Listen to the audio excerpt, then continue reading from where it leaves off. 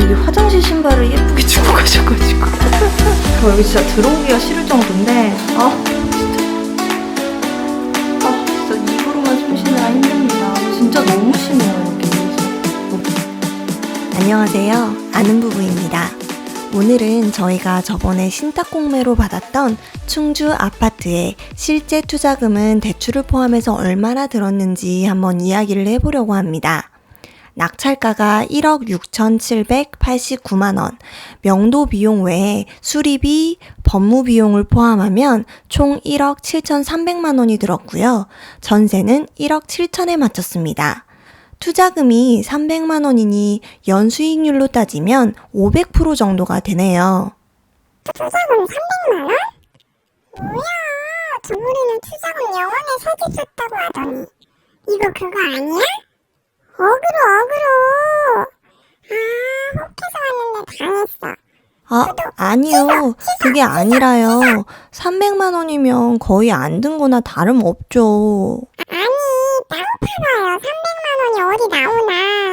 요즘 대출 규제도 엄청 많아서 대출도 잘 안 되는데 부동산 투자를 어떻게 하냐고요. 아니에요. 대출 받을 수 있어요. 저 이 집 대출 받아서 샀어요. 그래요? 네, 다 방법이 있어요. 이 여자 더 거짓말하네. 아니, 요즘 뉴스만 봐도 대출 안 돼가지고 다들 난인데 무슨 소리 하냐고요. 정말. 많은 분들이 경공매를 시작하기 전에 망설이는 이유 중에 하나가 다주택자의 주택 대출 규제 강화로 대출이 나오지 않는다고 생각하는 것 같은데요. 다주택자도 비규제 지역에서는 여전히 대출이 가능합니다. 저희가 이 집을 낙찰받았던 지역인 충주도 비규제 지역이기 때문에 대출이 가능한 곳이었습니다. 일단 입찰을 하기 위해서는 입찰 금액의 10%인 입찰 보증금이 필요합니다. 일반적으로 경공매 입찰 보증금은 입찰 최저가의 10%이지만 신탁공매의 경우는 입찰 금액의 10%입니다. 그래서 공매로 입찰을 할 경우에는 입찰 보증금을 얼마 내야 하는지 꼼꼼히 확인하셔야 합니다. 이 집은 낙찰가가 1억 6,789만원에 받았으니 10%는 1,678만 9천원이 되는데요. 이 중에 대출은 KB 시세로 1억 8천에 60%인 1억 800만원을 받았습니다.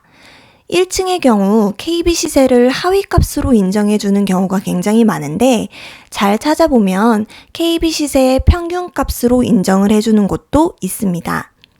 충주의 이 집이 바로 1층임에도 불구하고 KB 시세의 평균값으로 대출을 받은 경우입니다. 이렇게 대출을 많이 받아야 잔금 시에 투자금을 줄일 수 있습니다. 또 하나의 대출 팁을 드리자면요. MCI를 사용해서 반공제 없이 대출을 받는 겁니다. 일반적으로 대출 금액은 KB 시세의 60%에서 반공제를 뺀 금액이 나오는데요. 여기서 말하는 반공제는 임차인의 최우선 변제금을 말합니다. 만약에 집이 경공매로 넘어간다면 임차인의 최우선 변제금은 은행의 대출보다 먼저 돌려받을 수 있습니다. 이를 대비해서 은행에서는 대출해 줄 때 최우선 변제금을 뺀 나머지 금액을 빌려주게 되는데요. 최우선 변제금은 지역별로 금액이 다른데 대략 2천만 원 정도로 생각하면 됩니다. MCI는 모기지 신용보험으로 1인당 2건씩 사용이 가능합니다. 그래서 결과적으로 대출금 1억 800만 원과 잔금 6천만 원으로 낙찰을 받았습니다. 여기에 추가적으로 드는 금액은 법무 등기 비용, 명도 비용, 필요시 집 수리 비용, 그리고 부동산 중개 수수료 등이 있습니다. 법무 등기 비용의 경우 저희는 대출을 소개해준 법무사무실에서 취등록세 등의 공과금을 제외하고 약 50만 원 정도 들었습니다. 조금 깎을 수는 있었지만 당시 자금에 대해서 여러 가지 사정이 있어서 대출 일정 조정 등으로 부탁드린 게 많아 깎지 않고 그냥 드렸습니다. 대출을 받지 않으면 셀프로 등기도 가능하지만 신탁 공매의 경우에는 신탁사에서 대부분 법무사를 끼고 하는 것을 추천합니다. 명도의 과정에서 사용된 자금은 저희의 경우 이 집이 미납관리비 120만 원을 대납해 주는 것으로 임차인분과 협의가 되었는데요. 케이스마다 조금씩 명도 비용이 다르겠지만 명도 비용이 전혀 들지 않는 것이 가장 베스트이고 웬만하면 서로가 완만하게 협의할 수 있는 금액 정도는 생각하고 있는 것이 좋습니다. 이외에 집 수리 비용으로 총 90만 원이 들었는데 이전 영상에서도 보아서 아시겠지만 이 집은 대피실에 곰팡이가 심했고 곰팡이로 인해서 안방 드레스룸을 사용할 수가 없는 상태였습니다.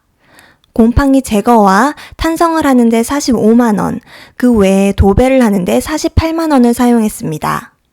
도배의 경우도 조금 더 싼 업체를 알아볼 수 있었지만 시간이 넉넉하지 않아 부동산 사장님의 지인을 소개받아 진행하게 되었습니다.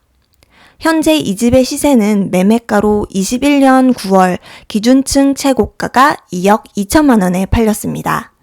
그리고 2층은 2억 1천만 원에 거래가 되어 현재 기준으로 약 4천만 원 정도의 시세가 올랐습니다. 전세는 최고가가 1억 7,500만 원인데요. 저희는 1층임에도 불구하고 1억 7천만 원에 맞출 수 있었습니다.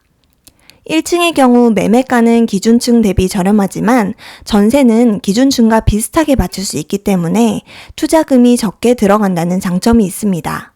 물론 1층은 선호도가 낮아서 매도 시에 어려움이 있을 수 있지만 저희 같은 경우는 그만큼 싸게 팔아 싸게 팔면 된다는 생각으로 투자하고 있습니다. 전세를 주었기 때문에 2년 뒤에 양도세가 일반 과세가 되는 시점에 다시 고민해 볼 생각입니다. 만약 2년 뒤에 현재 시세인 2억 1천만 원의 매도가 가능하다고 할 때 세금을 제외하고 3천만 원 정도의 순수익이 날 것으로 예상됩니다. 투자금이 300만 원이니 연수익률로 따지면 500%가 되네요. 미래는 알 수 없지만 주변 시세가 오르는 추세이고 22년에는 충주에 공급이 전혀 없기 때문에 현재보다 시세는 상승할 것으로 기대하고 있습니다. 다주택자라도 비규제 지역이면 대출을 충분히 활용하여 투자할 수 있습니다. 대출을 활용하여 내 투자 금액을 최대한 줄이고 내가 가질 순수익을 미리 계산하여 투자한다면 여전히 좋은 기회가 많다고 생각합니다. 궁금한 점 있으면 언제든 댓글로 물어봐 주세요. 영상 끝까지 시청해 주셔서 감사합니다. 구독과 좋아요는 큰 힘이 됩니다.